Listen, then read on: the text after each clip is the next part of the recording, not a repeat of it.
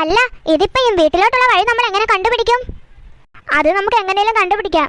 ആദ്യം ഇതിന്റെ അകത്ത് എങ്ങനെ കയറുമെന്ന് ആലോചിക്കേ. അത് കഴിഞ്ഞിട്ടല്ലേ വീട്ടിൽ പോകാൻ പറ്റൂ. നമുക്കെന്നാ അകത്തോട്ട് കയറിയാലോ?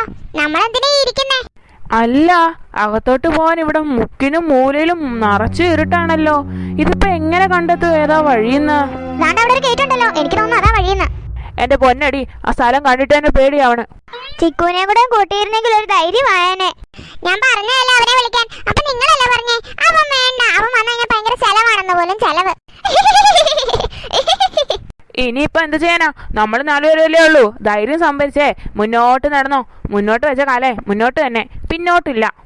എന്തൊക്കെ പറഞ്ഞാലും ചെറിയൊരു പേടിയില്ലാതില്ല. പോരാവിടുന്ന്. മറ്റുള്ളവരൊന്നും ഷോ കാണിക്കാനേ നീ കഴിഞ്ഞിട്ടുള്ളൂ മച്ചാ, വേറെ ആരും. വാ അളിയാ, നമുക്ക് പോവാം. നീ ഓരോ വാക്കും കേട്ടോണ്ടേ ഇവിടെ നിന്നോ. എന്നാ നീ ആദ്യം നടക്ക്, ഞാൻ നിന്റെ പറയാ വരാം. അമ്പട പൊളിസ്, അത് കൊള്ളാലോ മോനെ. നിനക്കല്ലേ പോവാൻ മുട്ടി നിക്കുന്നേ, അപ്പൊ നീ തന്നെയാ ഫ്രണ്ടില്, ഞാനല്ല. എന്നാ നിങ്ങൾ നിക്ക്. എനിക്കൊന്നും വയ്യ. പിന്നെ എനിക്ക് നാളെ വീട്ടിൽ പോകാനുള്ള പ്രേതത്തിന്റെ ചവിട്ട് കണ്ടിട്ടേ എനിക്ക് വീട്ടിൽ പോകാതിരിക്കാനേ വയ്യടാ, അതുകൊണ്ടാ.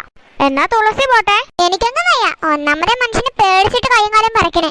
അപ്പഴാ അവന്റെ ആരേലും ഒന്ന് പോടേ. ഒരു ബെസ്റ്റ് ഐഡിയ പറയാം. നമുക്ക് എല്ലാവർക്കും കൂടെ ഒരുമിച്ച് അങ്ങ് നടക്കാം. എന്തേ? എന്നാവാ, അത് മതി. അതല്ലേ നല്ലത്. നമുക്ക്